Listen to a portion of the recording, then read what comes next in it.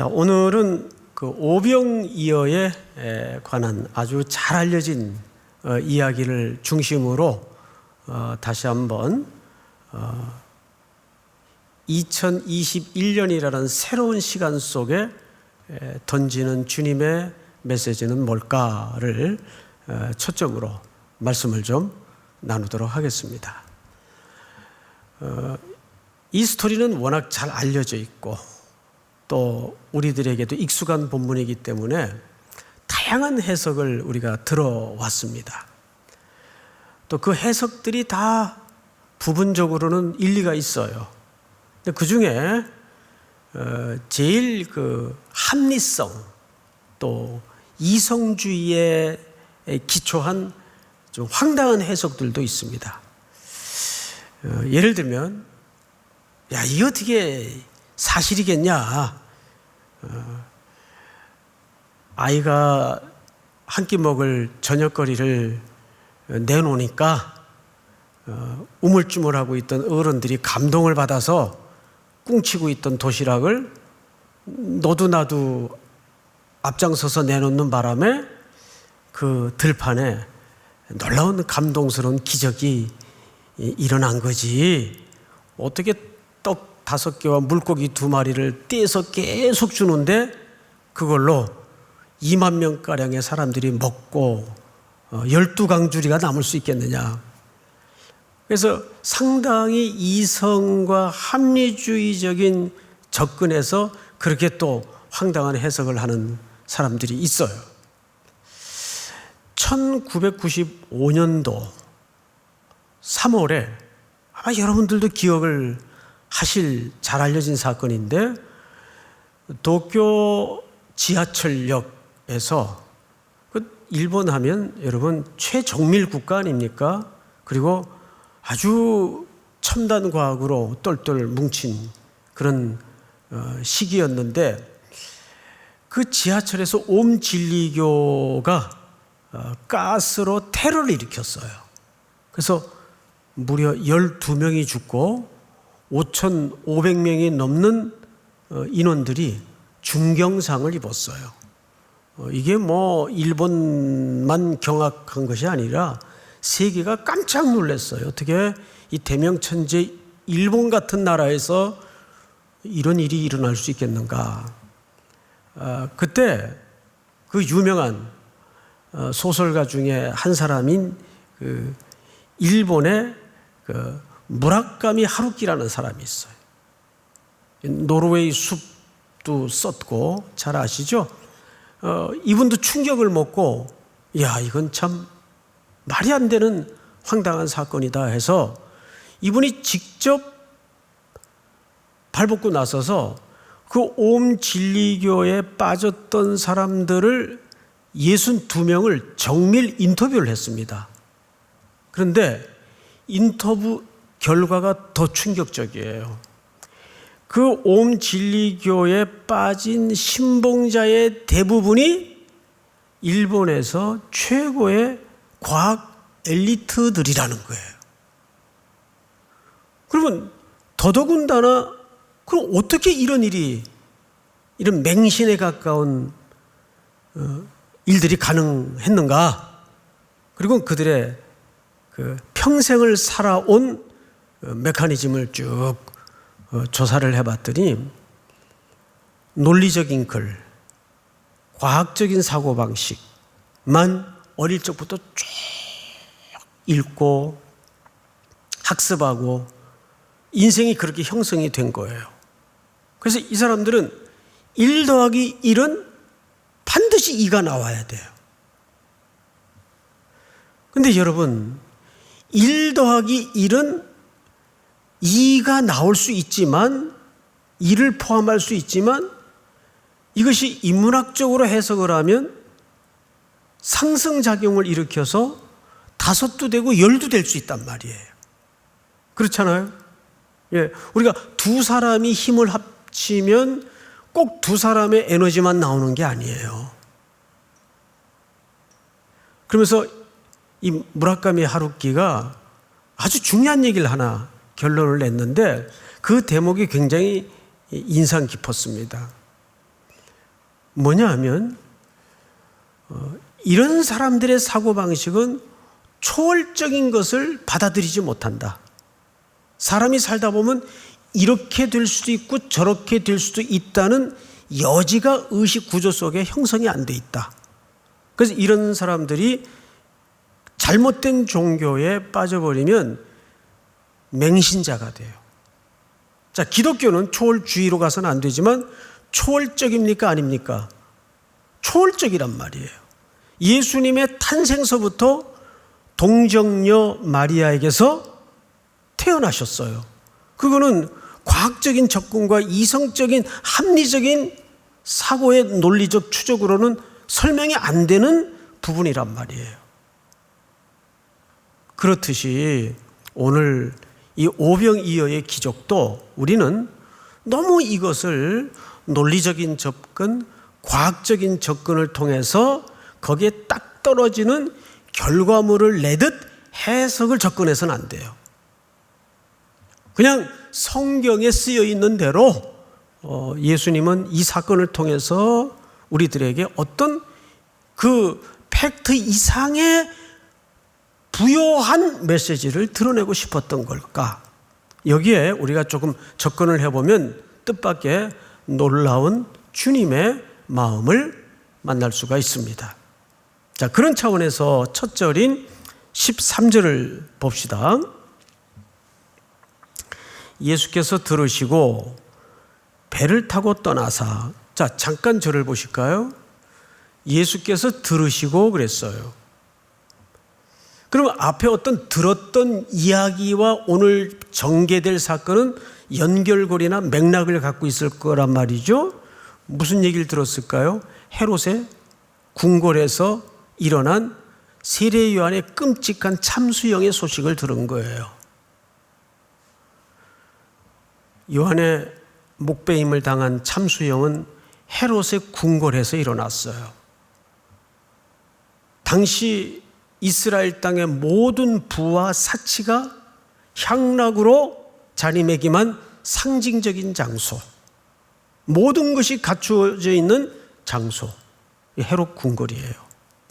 이 헤롯이라는 사람은 지난주 잠깐 언급을 했듯이 이 헤롯 안티파스를 얘기하는데, 이 사람은 평생 살면서 로마 황제의 눈치만 늘 몰두하고 살았어요. 어떻게 해서든지 저 사람에게 좀 마음이 들어서 왕의 타이틀을 내가 따올 수 없는가 해서 그는 그 나사렛 근처에 땅을 전부 갈아엎어가지고 디베랴라는 도시를 만들어요. 이 디베랴라는 말은 사실 황제에게 바쳐진 도시예요. 그래서 황제의 이름을 붙여 그 도시를 만들죠. 그게 헤롯의 일생의 삶의 패턴이었어요. 그리고 가장 악한 자의 생일날 가장 의로웠던 세례 요한이 그들의 말도 안 되는 거래에 의해서 자기 아내를 또 자기 수양딸을 기쁘게 하기 위해서 세례 요한의 목을 쳐요. 그 소식을 예수님이 들으셨다 그 말이에요. 그래서 지난주 설교 제목이 뭐였죠? 세례 요한의 죽음이 주는 성도들의 삶의 의미는 뭘까? 그래서 세례 요한의 죽음은 사실상 막 이제 아문이 드리워지고 있는 예수님을 향한 죽음의 그림자를 사실상 예표한 사건입니다. 요한이 그렇게 죽었듯이 이제 요한이 오리라 가르쳤던 그 메시아가 그렇게 죽을 것이라는 것을 암시해 주는 거예요. 예수님이 그 소식을 들으시고 어디로 가셨나를 잘 보세요. 13절을 보니까 배를 타고 떠나사 따로 어디로 가셨어요? 빈들.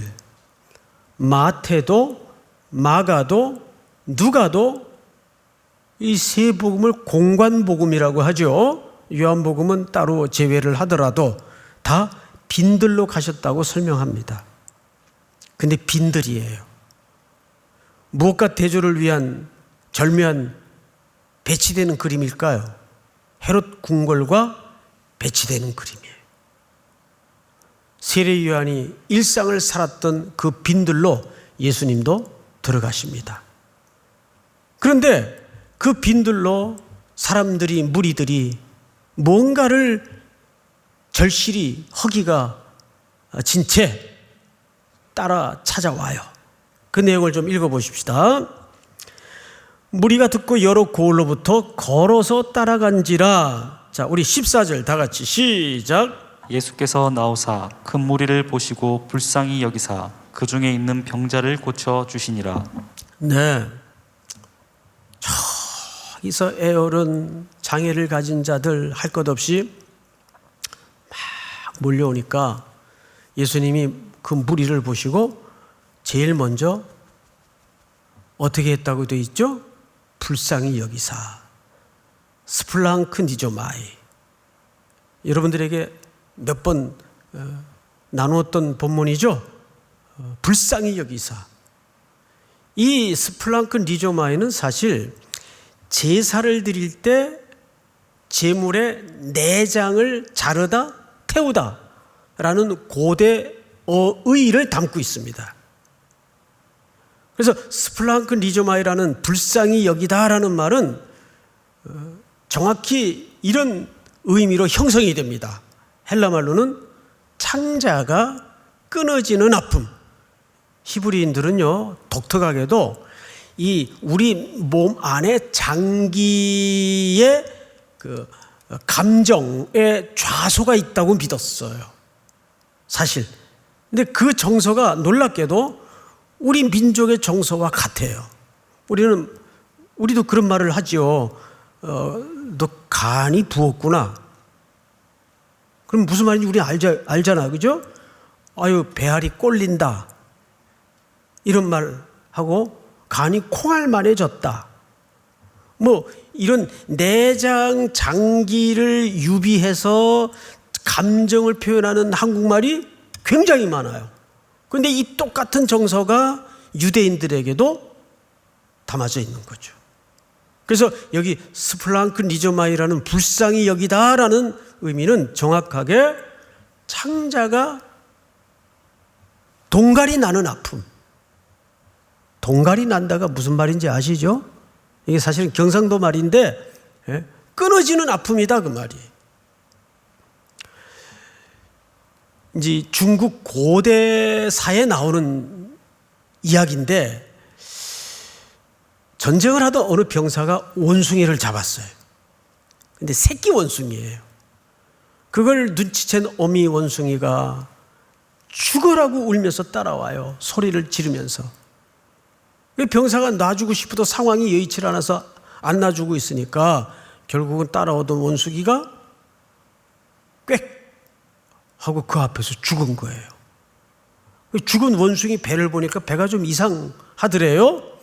그래서 병사들이 배를 열어보니까 그 창자가 끊어져 있다는 거예요. 끊어져 있다는 거예요. 여러분, 미물도 참 그 모성에 대한 그 몸부림과 표현은 대단해요. 대단해요. 뭐 동물의 농장이나 요즘 개에 대한 프로가 많잖아요. 그 개들의 그 끈끈한 모성애의 그 행동들을 보면요. 야, 정말 사람이 부끄러울 때가 많아요. 요즘 같은 그런 흉흉한 소문이 들려오는 상황 속에서 야, 우리가 정말 저 짐승만도 못할 때가 많구나. 근데 예수님이 그런 무리들을 보시고 불쌍히 여겼다는 말은 창자가 끊어지는 통증을 느꼈다 그 말이에요. 그런데 이 단어가 얼마나 중요한지 우리 인류의 모든 구원의 기초가 되는 단어예요. 하나님의 기적, 하나님의 역사, 하나님의 구원은 전부 이 단어가 뿌리예요. 불쌍히 여기사. 사랑하는 형제자매 여러분, 사실 신앙이라는 게 그렇게 복잡하질 않아요. 그죠? 하나님이 나 한번 불쌍히 여기시면 끝나요. 그래서 최고의 지혜는 뭡니까?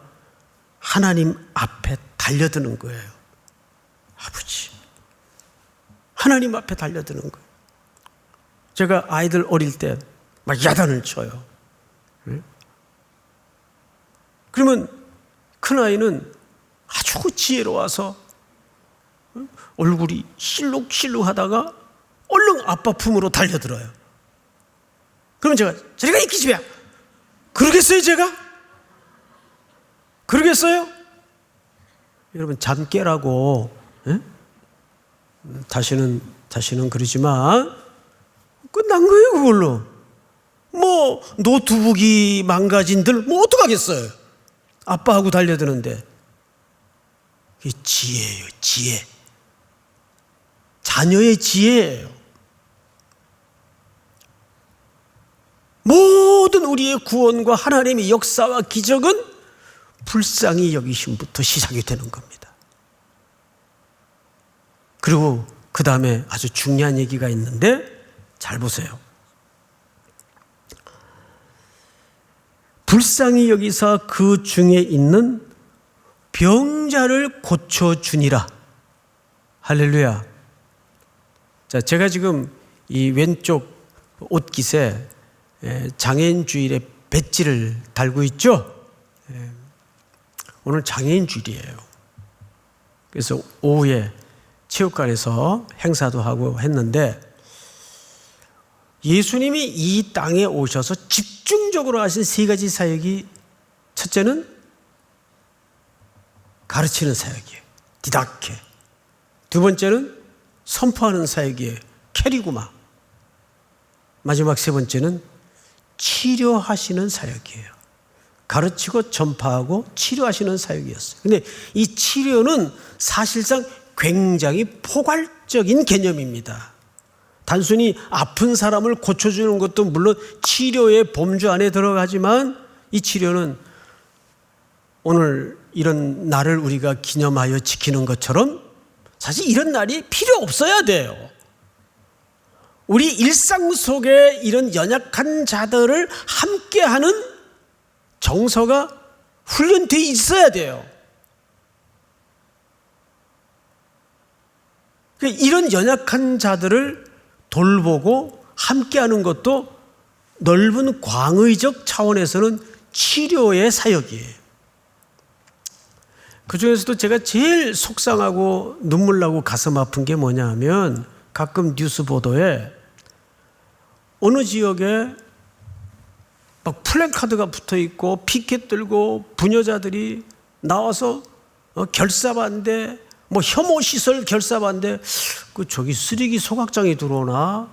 그리고 기사 내용을 들여다보면은 그게 아니라 장애인 학교, 장애인 시설 들어오는 거를, 세상에 피켓해 보니까 혐오시설이라고 써 있더라고요. 와, 거기 분명 그리스도인들도 있었을까요? 없었을까요? 없었겠죠. 그래서 저들이 왜 저렇게 극렬하게 저렇게 피켓 데모를 하고 플랜카드를 붙이고 무슨 세상이 뒤집어질 것처럼 난릴지나 보면 결국 돈 문제, 집값이 폭락한다 그 말이. 그런 시설이 들어오면, 왜 그런 시설이 혐오 시설입니까? 그리고 돈보다 한 생명이 가치가 얼마나 됩니까? 천하보다 귀하다 그랬어요. 장애를 가졌던 안 가졌던. 그런데 그건 안중에도 없고 집값 떨어지고 땅값 떨어진다고.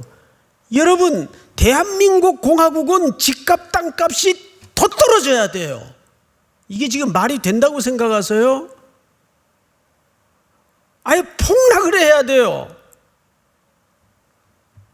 난 요즘 이 돌아가는 우리나라 상황을 보면 어떻게 점점점 허시 얘기가 자꾸 맞아. 웃는 사람은 이 의미를 알고 있는 거예요. 예? 세상이 그렇게 돌아가서 되겠어요? 여러분, 이게 대한민국의 현실이고 대한민국의 천민자본주의의 실상이에요. 품격이 뭐예요? 그런 약자들이 똑같은 인간적인 대우를 받고 돌봄이 가능한 사회. 오늘도 당회에서 무슨 보고가 하나 올라왔는데 저 인천 쪽에 10대 아이들이 그냥 철딱서니가 없잖아요. 사고를 친 거예요. 그러면 그 10대 아이들이, 여자아이들이 무슨 제대로 교육을 받았겠어요? 뭐 아는 게 있겠어요? 그저 거달기식으로 아는 거. 그럼 덜커덕 아기를 가졌어요? 그러면 그 아기들을 막 아무 데서나 출산을 하거나 다급하니까 그런 보호기관 같은데 전화를 다급히 걸면 거기서는 행정적으로 처리를 해요. 그러다 보면 그 기회를, 그 타이밍을 놓쳐버리면 아이들이 다음날 뉴스에 등장을 하고 이런 끔찍한 일들이 있는 거예요. 그러니까 그 센터에서 무조건 전주구, 광주구, 대구구 그런 전화만 들려오면 무조건 출동을 해서 그 위기를, 그 전화까지 수확이 들 때에는 막바지에 왔다는 얘기 아니에요. 그 10대 아이들이 판단력이 부족하니까 무슨 일을 저지를지 모르잖아요. 그러니까 배고픈 거하고 위기를 만난 데는 무조건 왜 그랬냐 그건 나중에 묻고 나중에 따지고 너 그렇게 살아서 되겠냐 그건 나중에 하는 일이고 일단은 그 위기로부터 안정을 시켜주고 당장의 허기로부터 고른 배를 채워주는 것이 본연이에요. 그걸 누가 해야 될까요? 그걸 교회가 해야 된단 말이에요. 10여 년 전 제가 삼일교회를 부임할 때 어느 인터넷 매체에 기자가 인터뷰를 좀 하자 그래서 인터뷰를 한 적이 있어요. 그 기자가 묻습디다. 목사님 삼일교회 부임하셔서 그 청년들을 데리고 어떤 목회를 하실 겁니까? 그래서 저는 1초도 망설임 없이 이 청년들을 데리고 고지로 가는 것이 아니라 저지대로 가겠습니다. 낮은 곳, 아무도 가려하지 않는 장소, 외진 곳, 사각지대. 여러분, 고지는 가겠다는 사람들이 머리가 터져요. 많아요. 그런데 고지론을 주장하는 사람들의 일면을 보면 그건 십자가의 복음과 거리가 멀어요. 여러분들이 이 사회의 헤게모니를 잡고 1%가 되어야 복음이 설득이 된다 그 말이에요. 하나님이 영광을 받는다 그 말이에요. 그러면 십자가를 어떻게 설명할 거예요? 에? 십자가는 어떻게 설명할 거예요? 그것이 기독교의 가치여야 한다면 아니에요. 이 사회 엘리트를 만들어내고 이 사회 리더들을 만들어내는 것도 물론 그건 부정한다는 얘기가 아니에요. 그래야죠. 그러나 교회에 추구해야 될 예수님의 시선과 가치는 메인스트림은 이 병든 세상, 슬픔이 가득한 땅을 고쳐내고 치료하는 것이에요. 불쌍히 여기사 그들을 치료하시니라. 자, 그 얘기를 이제 어떻게 실제적으로 하시는가를 보십시다. 자, 몇 절을 보시냐 하면 15절. 우리 다 같이 읽겠습니다. 시작. 저녁이 되매 제자들이 나와 이르되 이곳은 빈들이요 때도 이미 저물었으니 우리를 보내어 마을에 들어가 먹을 것을 사 먹게 하소서. 자, 여러분, 장소는 빈들, 시간은 저물었어요. 세상 이보다 더 절박하고 쓸쓸한 풍경을 그려낼 문장이 있던가요? 저는 이 본문을 대할 때마다 저희 어머님이 하루 종일 품팔이 하시고 들어오셔서 네 남매 머리맡에서 그 고향 생각하시면서 처녀적에 외웠던 노래를 흥얼흥얼 부르시던 풍경이 기억이 돼요. 그 어르신들 옛 노래 중에 이런 노래가 있어요. 한마디만. 지금 마지막 시간이니까. 뭐 이제 집에 돌아가면 뭐 하겠어요? 뭐 미우새를 보겠어요?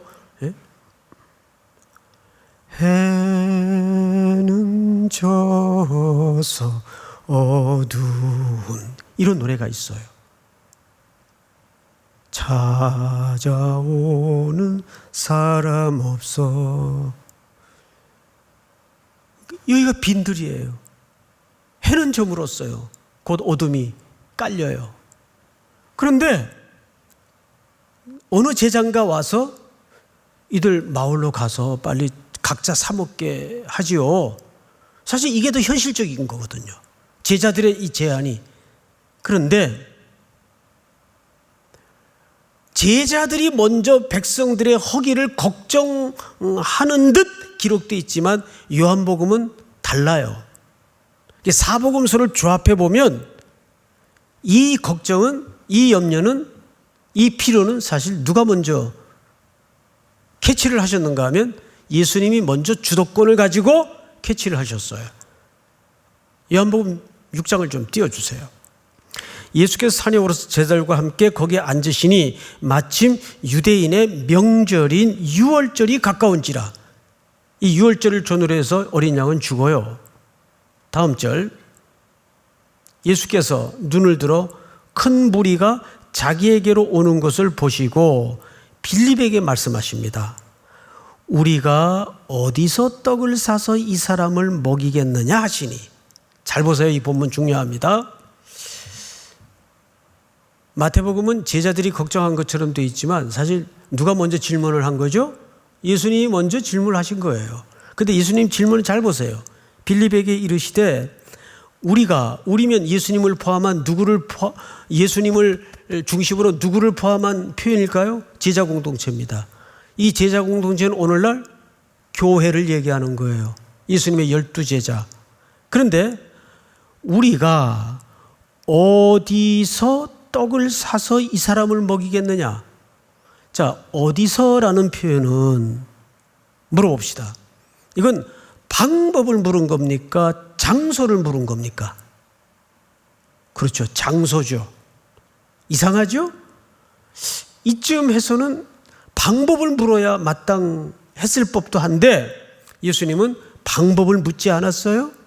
장소를 물었어요. 정확하게. 원문에도 보면 이게 장소예요. 왜 장소를 물었을까요? 이건 깊은 예수님의 영적인 의도가 담겨져 있습니다. 다음 절을 보십시다.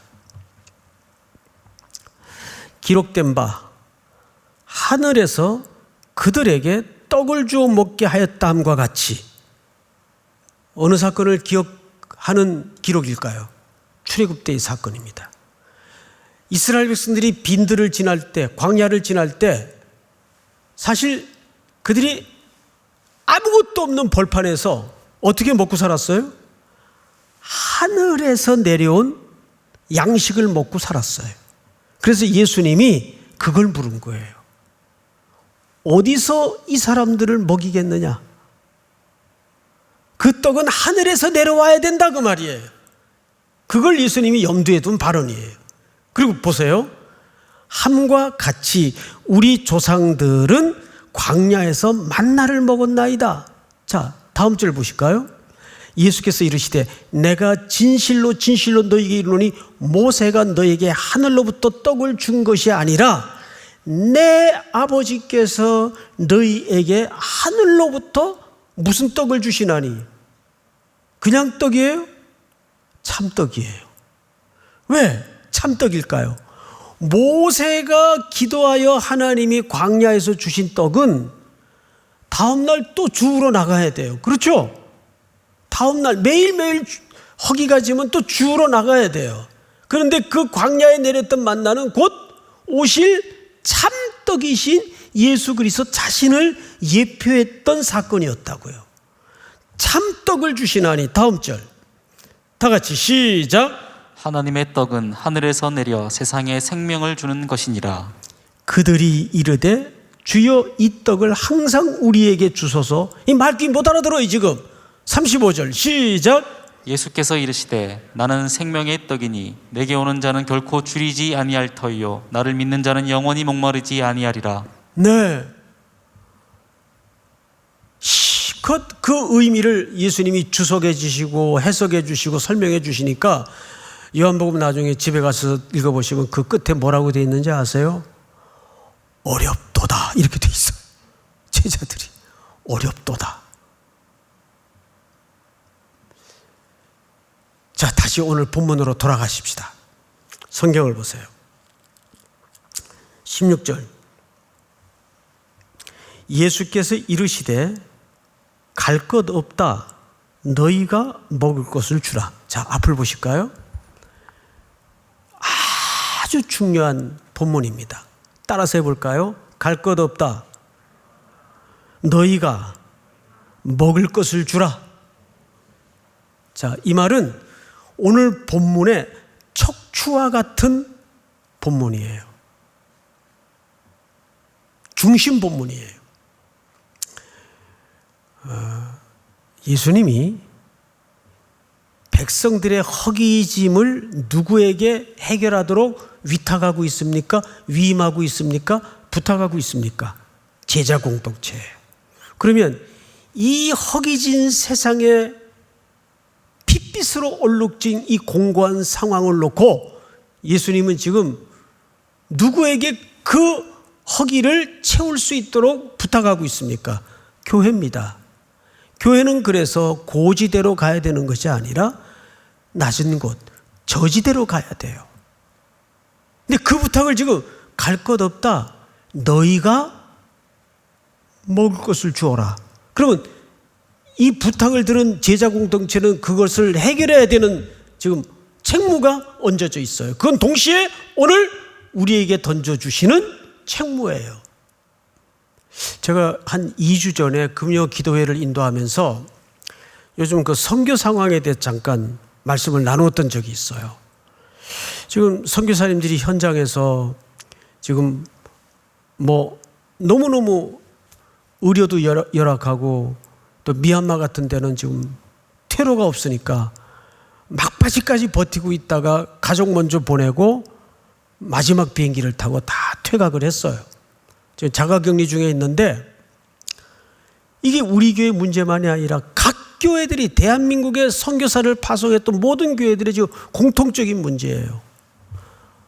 거기다 대고 또 어떤 정신 나간 일부의 사람들은 선교사가 떠났으면 거기다 뼈를 묻을 생각을 해야지 그 전염병 때문에 퇴각을 하냐고 그런 얘기를 또 막 해요.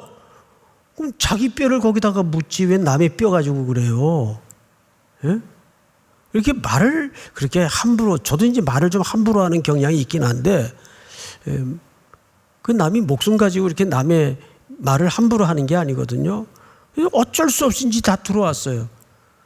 그 KWMA 그 선교 총괄하시는 사무총장님이 제 방에 오셔서 고민을 털어놓는 거예요. 이 지금 선교사님들 거처 때문에 골머리를 지금 앓고 있다고.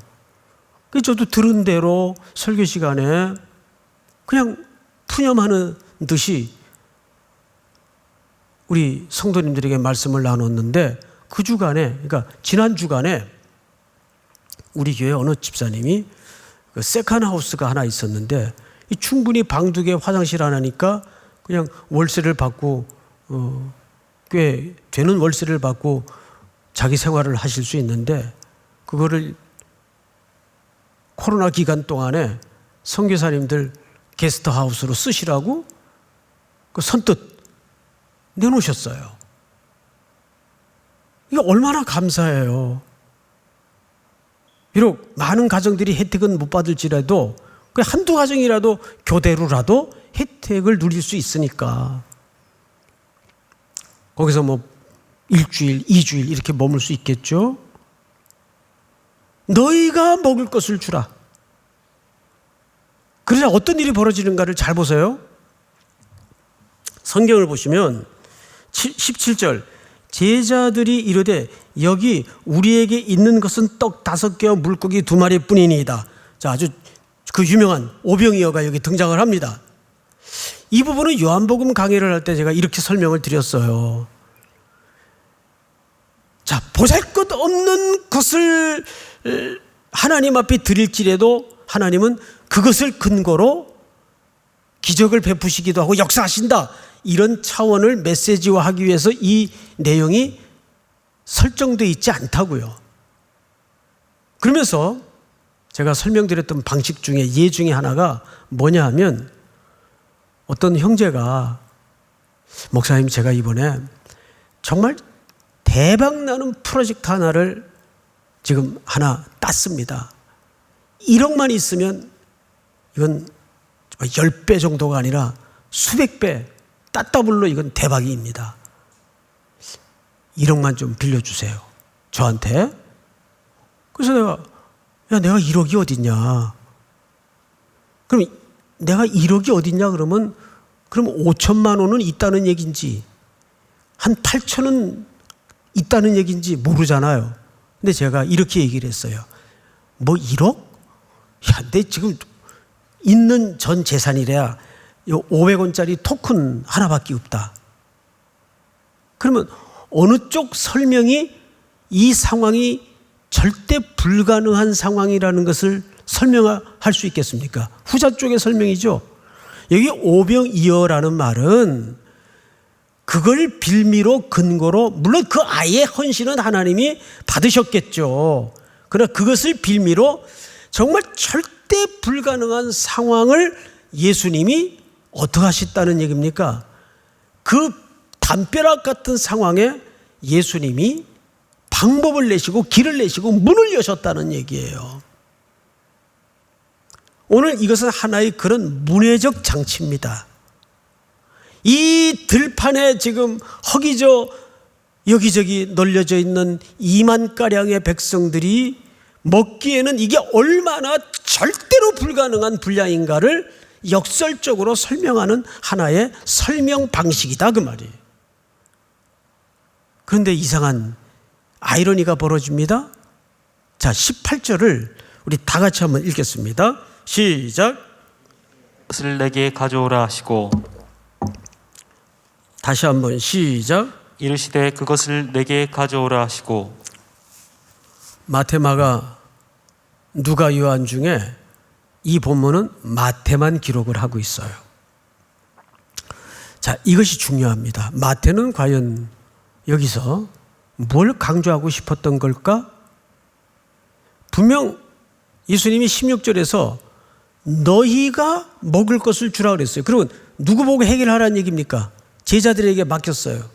근데 지금은 또 여기 보리떡 5개하고 물고기 2마리 있습니다. 그러니까 누구에게로 가져오라고요? 내게로 가져오라 그랬어요.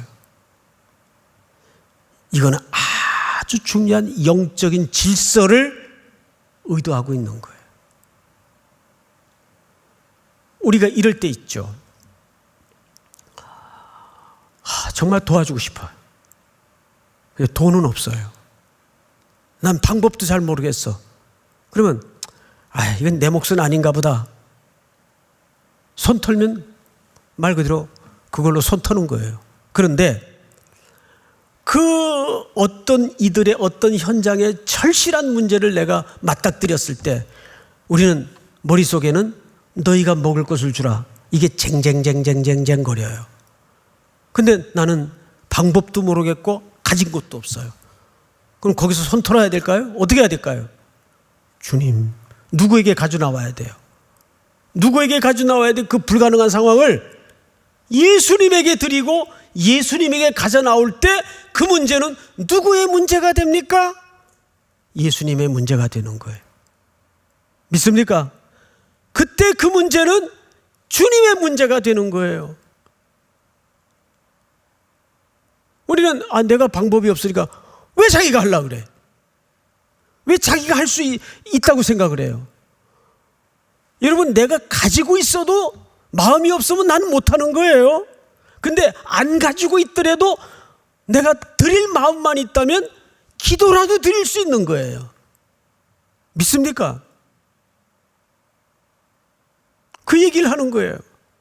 불가능한 걸 하나님 앞에 내놨더니 예수님이 받으셔서 제자들에게 나누어 주시고, 제자들은 백성들에게 나누어 주시고, 백성들은 먹고도 몇 광주리가 남았더라? 12바구니가 남았더라. 12바구니가. 할렐루야. 이게 하나님의 영적인 질서예요. 우리 가끔 또 이런 경우도 있어요. 뭐 드문 예이긴 하지만 어느 분이 제가 이번에 좀 주식이 상종가를 쳐서 좀 수익이 많이 올랐습니다. 게다가 엎친 데 덮친 격으로 비트코인까지 올라가가지고 제가 이 은혜를 주체할 수가 없어서, 목사님 신학생들도 많이 도와야 되고 선교도 다니시는데 이거는 목사님이 가지고 계시다가 그런 목회 활동에 좀 쓰십시오. 얼마나 좋겠어요, 제가. 그러면 피차 망하는 거예요. 예? 그러면 피차가 망하는 거예요. 한 번도 그런 걸 받아본 적도 없지만 반드시 이렇게 얘기합니다. 형제님, 마음은 바뀌었지만 교회에다가 그대로 목적을 써서 헌금을 하시면 교회가 정확히 그 목적에 부합하게 집행을 하겠습니다. 교회 헌금하십시오. 여러분, 그걸 넙죽 받아놓으면 인간의 의가 기어올라와요. 인간의 교만이 기어올라와요. 인간의 부패가 그런 것들을 건드려요. 그러면 망하는 거예요. 누구에게 드린다? 하나님에게 드린다. 그걸 왜 목사를 갖다 줘요? 그건 아니에요. 예수님에게 드리고, 그리고 자기가 출석하는 교회, 말씀을 먹는 교회, 신앙생활 하는 교회 드릴 헌금은 드리고, 그런데 드릴 헌금을 가지고 다른 교회에 선하게 쓰는 사람들이 가끔 있어요. 구제한다고. 정말 그렇게 써요. 근데 그것도 이렇게 온당한 모습은 아니에요. 그럴 필요가 자기 삶의 주변에 발생할 때는 교회에다가 드려서 교회가 그 절실한 곳에 부녀가 되도록 그렇게 해야 됩니다. 항상 예수님에게 드려서 일이 되도록 해야 돼요. 그러니까 우리는 뭘로 살아야 되냐면 주님이 주시는 힘으로 일하고 주님이 주시는 힘으로 살아가도록, 그게 바른 원리고 바른 질서입니다. 믿습니까? 근데 그걸 만약에 내가 직접 집행을 하고 하면 시험에 들거나 자기 의가 만들어지고 자기 율법이 될 수가 있어요. 굉장히 위험해요. 영적으로 건강하지 못해요. 믿습니까? 자, 마지막으로 몇 절을 보시냐 하면 20절, 우리 다 같이 한번 읽겠습니다. 20절 시작. 다 배불리 먹고 남은 조각을 12바구니에 차게 거두었으며 먹은 사람은 여자와 어린이 외에 5,000명이나 되었더라. 할렐루야. 형제자매 여러분, 따라서 하십시다. 너희가 먹을 것을 주라. 이 주님의 애끓는 교회를 향한, 성도를 향한 명령과 말씀이 우리 평생 이 순례길을 걸어가는 동안 늘 우리의 귓전에서 식어지지 않고 순종으로 삶 속에 나타날 수 있는 큰 은혜가 있기를 주님의 이름으로 축원하고 축복합니다. 우리 다 일어나십시다. 주가 일하시네.